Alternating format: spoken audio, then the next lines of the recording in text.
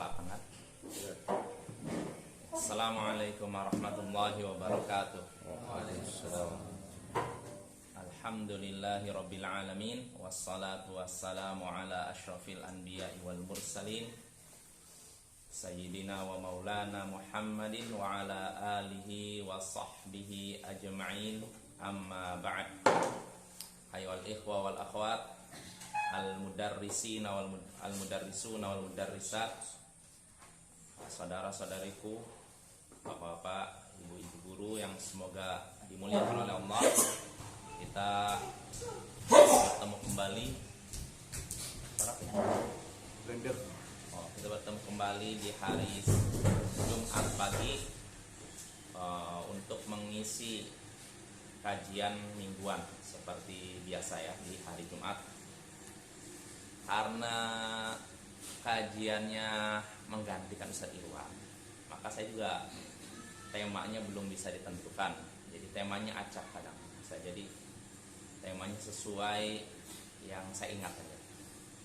Itu pertama. Terus kedua, ada masalah tadi.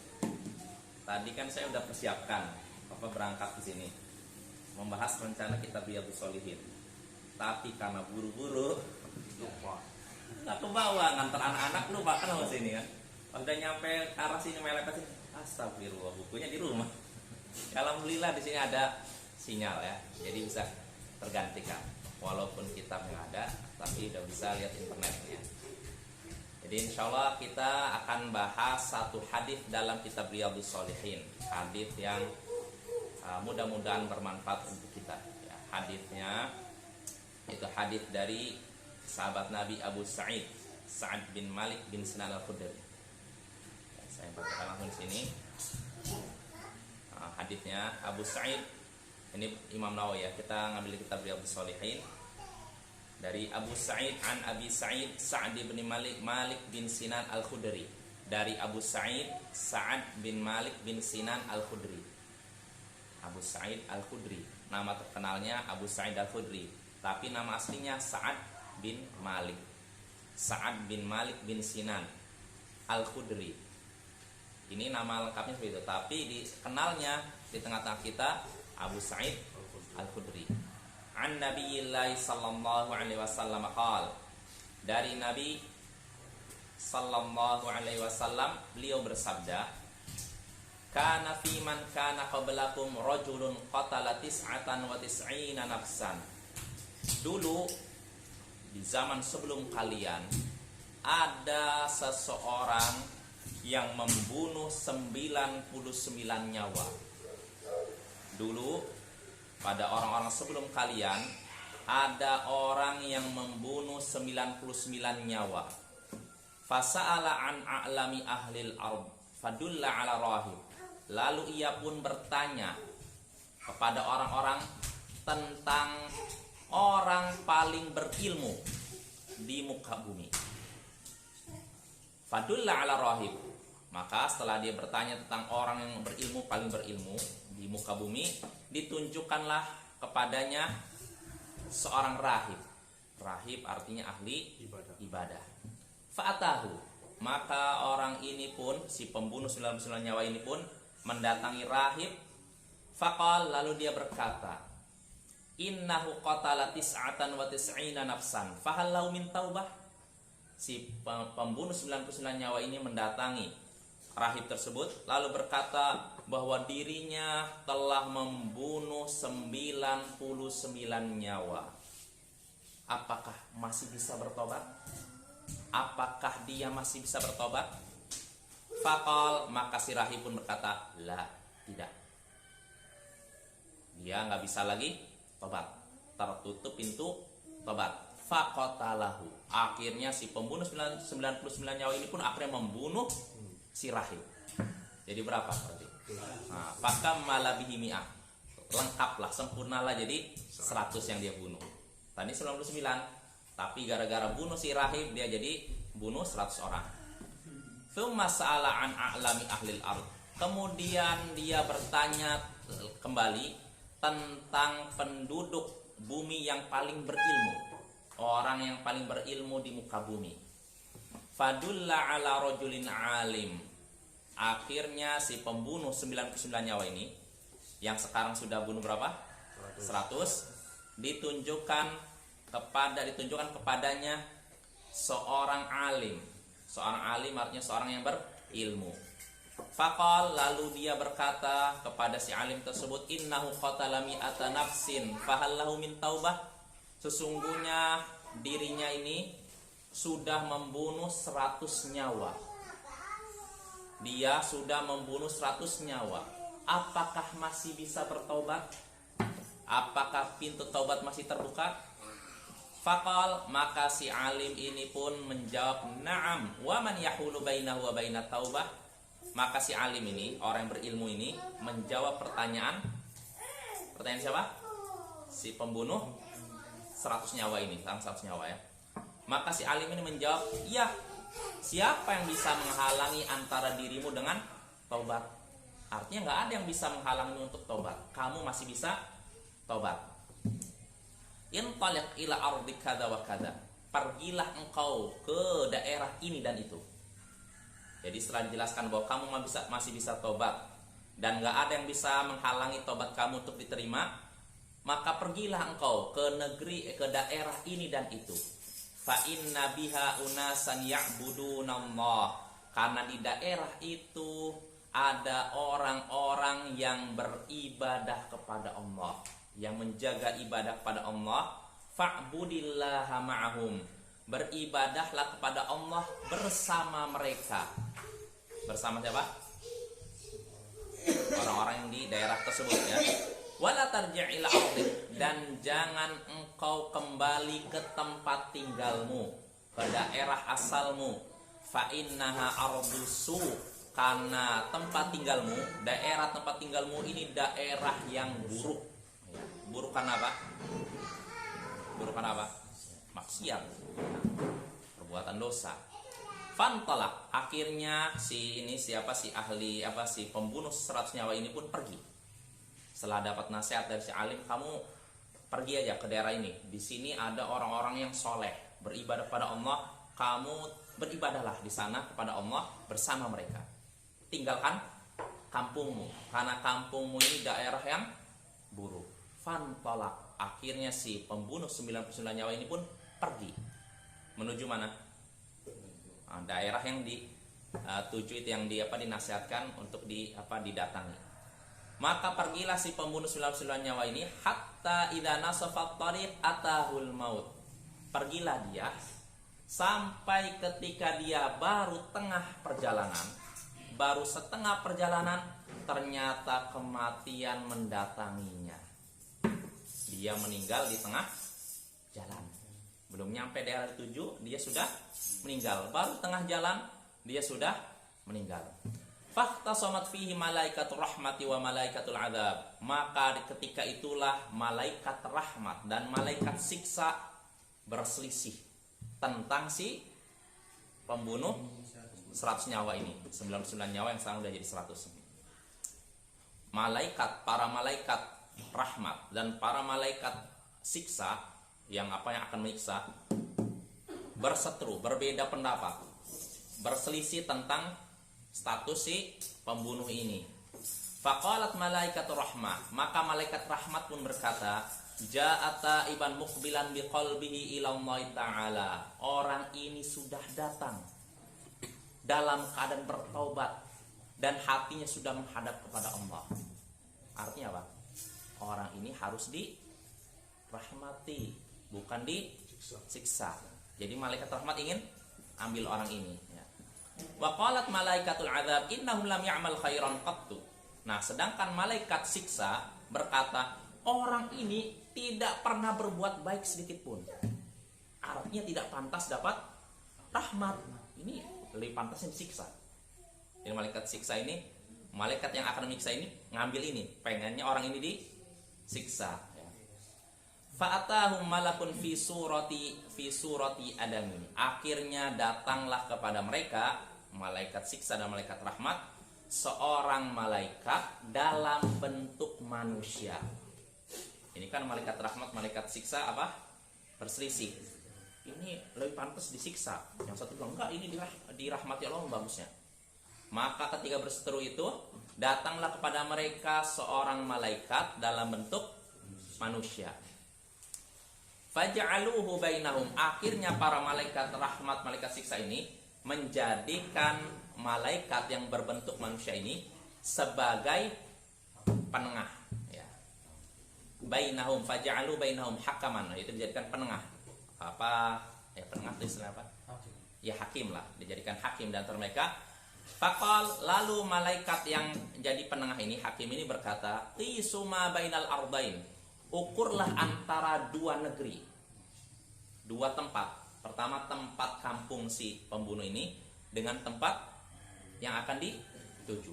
Ukurlah antara dua tempat ini, tempat asalnya dan tempat yang dituju. Fa ila ayyatihi makan adana fahuwalah. Maka ke arah mana dia lebih dekat, maka dia dianggap daerah tersebut. Ke arah mana dia lebih dekat, maka dia dianggap termasuk ke daerah tersebut. Maksudnya gini, ini kan anggap di sana Muara Siberut, sana Salibuma. Nah, dia mati tengah jalan. Mati tengah jalan. Nah, kira-kira ini lebih dekat mana? Ke arah ini atau ke arah itu? Hah? Kalau timbang berat kemana arahnya? Enggak, ininya apa jaraknya? Lebih dekat mana? Ke arah asalnya atau ke arah ininya? Ke arah apa? Yang dituju gitu loh. Fa'ila tadi mana? Ya, fahuwalah. Nah, kalau dia lebih dekat ke arah yang dituju, berarti dia dianggap masuk daerah tersebut. Tapi kalau dia masih dekat ke arah asalnya, berarti dia dianggap masih di daerah asalnya. Faqasu, maka mereka pun diukur dari daerah asal sampai daerah dia mati. Bandingkan ini ke sana sama ini ke sana, lebih dekat mana? Fawajaduhu adna ilal ardil lati arad. Maka mereka dapati orang ini lebih dekat kepada tempat yang dituju. Faqabadathu malaikatur rahmah. Akhirnya malaikat rahmat pun mencabut nyawa orang ini, bukan cabut, mengambil orang ini. Muttafaqun alaih. Hadis ini disepakati oleh Imam Bukhari dan Muslim. Dalam riwayat lain, ini nggak disebutkan, sebenarnya ada dalam kitab Riyadhus Shalihin, sini nggak disebutkan oleh Syekh ini. Jadi dalam riwayat lain disebutkan Allah memberikan wahyu kepada bumi gitu itu. Antaqarrabi wa ba'idi. Jadi wahai bumi bagian sini kamu menjauh. Wahai bumi bagian sini kamu mendekat. Supaya apa? Supaya dia dianggap makanya dia dianggap diambil oleh malaikat rahmat karena dia lebih dekat kepada daerah yang baik, bukan daerah yang buruk. Nah, itu. Fauhamna ila hadhi antaba'adi wa ila hadhi antaqarrabi. Allah pun mewahyukan kepada bumi bagian tempat dia tinggal untuk menjauh, sedangkan yang ini mendekat. Nah, itu. Dalam riwayat lain juga dalam disebutkan Riyadhus Shalihin fana abi sadrihi wa nahwaha. Fan abi sadrihi nahwaha. Akhirnya orang ini ketika mau meninggal, Allah jadikan dadanya itu mendekat ke daerah yang ini, yang baik. Jadi dia kan di tengah nih meninggal kan, di tengah jalan kan. Maka Allah jadikan iya, ininya lebih dekat ke daerah tujuh. Maka dia dianggap penghuni daerah yang baik. Nah, itu hadis ini hadis riwayat Bukhari Muslim. Nah, sekarang kita bahas faidah dari hadis ini. Coba kita baca dari pertama di sini. Kata Nabi Shallallahu Alaihi Wasallam, dulu sebelum kalian ada seseorang yang membunuh 99 nyawa. Dulu orang sebelum kalian, di zaman sebelum kalian, ada orang yang membunuh 99 nyawa. Dulu sebelum kalian ada orang yang membunuh 99 nyawa. Apa faedah yang bisa kita petik dari hadis ini? Kalimat ini, guys, apa? Kisah orang terdahulu bisa jadi ibrah. Ya, pertama, ya betul. Kisah orang terdahulu bisa dijadikan pelajaran jika sesuai dengan Al-Quran dan Sunnah dan tidak bertentangan. Nah, ini faedah pertama. Kita diperbolehkan menyampaikan kisah terdahulu menyampaikan kisah terdahulu dan mengambil pelajaran darinya jika kisah tersebut sesuai dengan Al-Quran Sunnah dan tidak bertentangan. Artinya kalau kisah tersebut bertentangan, tidak boleh kita sampaikan dan kita ambil pelajaran. Contohnya apa? Kisah yang bertentangan dengan Al-Quran dan Sunnah. Ada yang tahu? Kisah terdahulu, umat terdahulu. Ya termasuk Israiliyat, kisah Bani Israel, kisah umat Yahudi dahulu. Ini bisa kita pakai selama tidak bertentangan dengan Al-Quran dan Sunnah. Apa contohnya?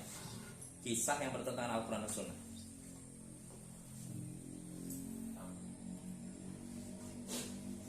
Ya contohnya seperti Nabi Sulaiman katanya suka dengan istri orang lain lalu merebut istri itu dari suaminya. Ini kisah yang apa? Palsu pasti, batil, nggak mungkin seorang nabi seperti itu. Ya, itu kisah palsu. Maka nggak boleh kita jadikan ini sebagai bahan cerita. Pelajaran yang diambil menurut orang itu apa saja? Nggak tahu. Tanya sama mereka coba. Mereka aneh memang. Itu ada dalam kitab mereka. Ada dalam kitab mereka. Kita dalam kita. Iya, kitab mereka. Itu makanya bikin gelengkan kepala. Seorang nabi jadi kedudukannya seakan-akan rendah sekali. Nabi mau selingkuh, bayangkan. Berarti kayak mirip tinjuk sih gitu. Ya memang begitu. Itulah anehnya. Pertama itu ya. Pencet lagi. Ya jadi itu faedah pertama. Boleh kita mengambil dan menceritakan kisah terdahulu dari umat terdahulu selama tidak bertentangan dengan Al-Quran dan Sunnah. Lalu faedah kedua. Ya, kita lanjut lagi. Dulu sebelum kalian ada seorang yang membunuh 99 nyawa. Lalu dia pun bertanya kepada orang paling berilmu di muka bumi. Maka ditunjukkan kepadanya seorang rahib. Dia bertanya, mana sih orang yang alim, ustadz yang berilmu ini?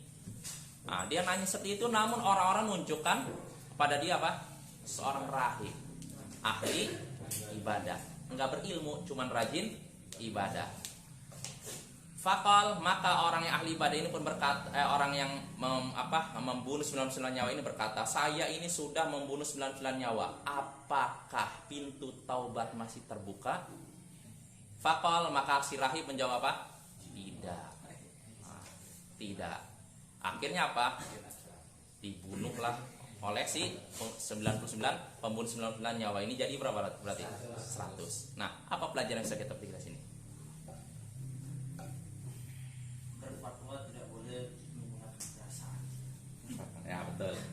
Nah, dalam masalah agama jangan menggunakan perasaan, tapi harus berdasarkan ilmu. Agama itu tidak dibangun berdasarkan perasaan. Oh rasanya ini, karena menurut si rahib ini ahli ibadah, membunuh 99 nyawa ini dosa yang sangat besar. Ini kayaknya nggak mungkin diampuni oleh Allah. Sepertinya, rasanya, kiranya, saya kira, saya rasa, gitu. Ini nggak diampuni Allah. Akhirnya pakai perkiraan perasaan. Nah dalam masalah agama kita nggak bisa saya pikir, saya kira, saya rasa. Harus qala Allah wa qala Rasul. Ya, ibu-ibu ya, terutama ibu-ibu nih. Perempuan kan sukanya main perasaan. Ya kalau dalam masalah kehidupan sehari-hari silakan. Tapi kalau dalam masalah agama jangan pakai perasaan ya, berdasarkan wahyu. Itu faedah kedua. Jadi agama itu bukan berdasarkan perasaan tapi berdasarkan wahyu. Lalu faedah terkait itu juga bahayanya kebodohan. Ya, bodoh itu mengantarkan pada kesengsaraan. Ya contohnya tadi si rahib tadi. Iya kan? Karena kebodohan dia ditanya, saya ini pengen tobat, saya udah bunuh 99 nyawa. Bagaimana nih? Saya masih bisa tobat tidak? Tidak. Dia jawab karena apa? Kebodohan dia kan? Bukan berdasarkan ilmu kan? Akibatnya apa? Sengsara lah dia, dibunuh kan? Nah itu ruginya kebodohan ya. Dan perlu kita ketahui kebodohan jauh dari ilmu ini salah satu pintu iblis menyesatkan umat manusia, perangkap setan. Bahkan kata Imam Ibnul Jauzi, i'lam, pertamanya i'lam anna talbisa iblis, ketahuilah perangkap iblis yang pertama kali diberikan kepada umat manusia sadduhum 'anil ilm, yaitu menghalangi mereka dari ilmu. Perangkap iblis yang pertama kali diberikan kepada umat manusia, jeratnya itu, yaitu menghalangi mereka dari ilmu. Ilmu apa maksudnya? Ilmu agama. Kenapa? Li'annal ilma nurun, karena ilmu itu cahaya. Fa idza atfa'a masabihahum khabbatahum fi dhulmi kaifa syaa. Ilmu agama itu cahaya. Nah, kalau iblis sudah berhasil memadamkan cahayanya, kira-kira bagaimana? Maka iblis bebas memasukkan manusia ke arah mana saja yang dia suka. Mau dimasukkan ke dalam maksiat bisa, tidak masukkan ke dalam bid'ah bisa, masukkan dalam syirik bisa. Ini kalau tidak punya apa? Ilmu ya. Maka Bapak-bapak, ibu-ibu, dewan guru, marilah kita bekali diri kita terus menerus dengan ilmu ya. Makin kurang kita dari ilmu agama, maka makin rusaklah perilaku kita. Tapi makin bertambah ilmu kita, insya Allah makin luruslah akhlak kita. Nah itu. Selain itu juga orang yang berilmu ini lebih ditakuti iblis daripada ahli ibadah. Makanya Abu Hurairah pernah berkata, la rajulun alimun asyaddu ala iblis min alfi abid. Sungguh satu orang berilmu lebih berat bagi iblis daripada 1000 ahli ibadah tapi bodoh. Jadi kalau ada orang rajin ibadah tapi tidak berilmu, ini bagi iblis ringan. Kenapa? Ya mudah ditipu, Bapak. Jadi mudah ditipu. Orang yang nggak punya ilmu itu mudah ditipu, mudah digelincirkan ke dalam pemaksiatan, bid'ah atau syirik ya. Tapi kalau orang berilmu nggak seperti itu. Iblis mau ngasih perangkap ini dia ngerti, oh ini perangkap iblis nih. Iblis mau ngasih perangkap lewat jerat wanita, ini fitnah wanita. Iblis mau ngasih perangkap dari jerat harta, dia ngerti, oh ini fitnah harta. Iblis mau ngasih jerat dari sisi tahta, dia ngerti, oh ini fitnah harta. Ini orang apa yang tahunya? Orang berilmu. Kalau orang jahil bakal tahu? Nggak tahu. Bahkan bisa jadi orang jahil bermaksiat dengan niat ibadah. Betul nggak? Iya bermaksiat dengan alasan ibadah. Seperti orang nyanyi-nyanyi dengan alasan pahala, goyang-goyang kepala. Oh saya lagi mendekatkan diri kepada Allah. Ya, padahal sedang menjauhkan dirinya dari Allah. Terbentur dekat juga. Itu ya. Nah itu faidah keempat tadi ya. Jadi orang yang pembunuh 99 nyawa ini bertanya kepada si rahib, apakah saya masih bisa tobat? Jawabannya apa? Tidak. Maka dibunuhlah si rahib tersebut sehingga lengkaplah orang yang dibunuh jadi 100. Lalu orang ini bertanya lagi kepada orang-orang tentang orang yang paling berilmu di muka bumi. Fadulla ala rajulin alim. Maka ditunjukkanlah kepadanya seorang alim, seorang yang berilmu. Lalu orang ini berkata, saya sudah membunuh 100 nyawa, 100 jiwa. Apakah masih bisa tobat? Apakah pintu tobat masih diterima? Maka si alim ini menjawab apa? Naam. Wa man yahulu baina wa baina taubah? Ya. Masih bisa tobat. Siapa yang bisa menghalangi dirimu dengan tobat? Artinya pintu taubat masih terbuka. Nah dari sini kita bisa mengambil faidah, separah apapun dosa seseorang, selama nyawa masih belum sampai kerongkongan, dia masih bisa bertobat. Makanya dalam suatu hadis, innallaha yaqbalu taubatal abdi ma lam yugharghir. Sesungguhnya Allah menerima taubat seorang hamba selama nyawanya. Nah, maka kalau ada orang yang membuat dosa separah apapun, sampai syirik sekalipun, maksiat, kufur, syirik, ada seorang seperti Fir'aun. Fir'aun ngaku Tuhan kan? Ya tidak. Lalu dia juga menyiksa Bani Israel. Lalu dia juga menolak dakwah Nabi Musa. Tapi kalau dia taubat, Allah ampuni. Buktinya apa? Dalilnya apa? Nabi Musa diutus kepada Fir'aun. Apa ucapan Nabi Musa kepada Fir'aun? Faqul hal laka ilaan tazakka, maukah engkau menyucikan dirimu? Maksudnya bertobat. Wa ahdiyaka ila rabbika fatakhsha, dan aku tunjukkan kepadamu Tuhanmu supaya engkau takut padanya. Artinya mau nggak kamu tobat? Kalau tobatmu Terima. diterima. Padahal Fir'aun dosanya besar apa kecil? Besar. Nggak ada orang di muka bumi ini dosanya sebesar Fir'aun. Ada orang zaman sekarang ngaku Tuhan? Nggak ada kan? Aku Dia nabi udah banyak. ngaku Tuhan? Hah? Ngaku Nabi banyak, ngaku Tuhan nggak ada yang sekarang kan? Tapi walaupun begitu, pintu taubat masih terbuka. Dan termasuk juga yang disinggung oleh para ulama yang menunjukkan luasnya rahmat Allah, luasnya ampunan Allah, yaitu kisah Ashabul Ukhdud. Masih ingat kisah Ashabul Ukhdud? Ashabul Ukhdud ini artinya orang-orang yang beriman di zaman dahulu. Mereka beriman lalu dipaksa murtad oleh raja kafir. Dengan cara apa? Dibuatkan parit besar, lalu dinyalakan api unggun. Setelah itu semua orang disuruh murtad. Kalau tidak, lemparkan ke dalam api. Akhirnya semuanya masuk dalam api. Gak ada yang selamat. Sampai ada seorang ibu dengan anaknya. Ketika itu si ibu ini udah ragu. Dia mau loncat ke dalam ini api, dia nggak tega dengan anaknya. Dalam keadaan genting seperti itu, tiba-tiba anaknya bisa berbicara. Ya ummah yusbiri fa innaki 'alal haq. Wahai ibu, bersabarlah karena sungguhnya engkau berada di atas kebenaran. Akhirnya loncatlah si ibu ini dengan anaknya. Nah, ini perbuatan kejam tidak? Membakar seorang hamba Allah, membakar hamba-hamba Allah. Besar kecil? Besar kan? Udah musyrik, menyiksa pula. Tapi walaupun begitu, Allah tetap tawarkan taubat kepada mereka. Dalilnya dalam surat Al-Buruj. Innal ladzina fatanul mu'minina wal mu'minat tsumma lam yatubu falahum 'adzabu jahannam wa lahum 'adzabul harim. Sesungguhnya orang-orang yang menyiksa orang-orang beriman, laki-laki maupun perempuan. Siapa maksudnya? Ashabul Ukhdud tadi. Sesungguhnya orang-orang yang menyiksa kaum mukmin dan mukminat, kemudian mereka tidak bertobat, maka mereka akan mendapatkan siksa jahannam. Perhatikan, sesungguhnya orang-orang yang menyiksa kaum mukminin dan mukminat, kemudian mereka tidak bertobat, mereka mendapat siksa jahannam. Kemudian mereka tidak bertobat. Artinya kalau bertobat, enggak disiksa di neraka jahanam. Padahal dosanya besar tidak?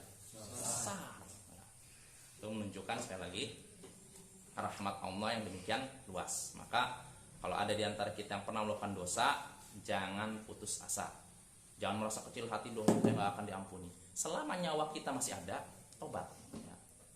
Jangan nunggu kita nanti aja lah. Dan jangan juga kita berharap udah nanti aja. Saya kalau pas menjelang meninggal saya tobat. Siapa juga yang bisa menjamin kita bisa tobat? Karena kematian itu kan datangnya apa? Tiba-tiba. Bisa jadi kita tabrak mobil belum sempat tobat, ya kan? Maka dalam keadaan sehat, hendaknya segera tobat. Lalu faedah terakhir, karena waktunya habis nih, terkait hadits ini. Hadits ini menunjukkan keyakinan Ahlus Sunnah wal Jamaah bahwasanya pelaku dosa besar tidak kafir. Pelaku dosa besar selain syirik ya, tidak kafir. Apa dalil hadits ini? Karena si ahli ibadah ini kan sudah menghabiskan berapa? 100 sampai 100. Tapi tidak ada fatwa dari si alim ini, orang berilmu, kamu udah kafir. Ada nggak? Ada kan? Iya, malah iya, itu menunjukkan pelaku dosa besar tidak kafir menurut ahlu sunnah. Kalau tidak kafir artinya, masya Allah, kamu jadi penghuni surga gitu? Tidak. Enggak juga, dia terancam siksa. Nah, tapi kalau tobat dia masuk surga. Ya, ini keyakinan Ahlussunnah wal Jamaah. Berbeda dengan Khawarij. Kalau orang Khawarij mengatakan pelaku dosa besar kafir. Kafir. Terus kalau meninggal neraka. Ini Khawarij. Tapi Mu'tazilah lain lagi. Kata mereka pelaku dosa besar tidak kafir. Loh, berarti beriman, tidak juga beriman. Terus gimana? Di antara iman dan kafir. Ya, dengan Ahlussunnah enggak? Pelaku dosa besar ini masih mukmin, tapi mukmin yang imannya rendah dan lemah, yaitu ya. Ya mungkin cukup sampai sini. Insyaallah pada pertemuan berikutnya kalau memang ada kesempatan kita lanjutkan hari ini. Ya subhanakallahumma bihamdik, asyhadu an la ilaha illa anta, astaghfiruka wa atubu ilaik. Assalamualaikum warahmatullahi wabarakatuh.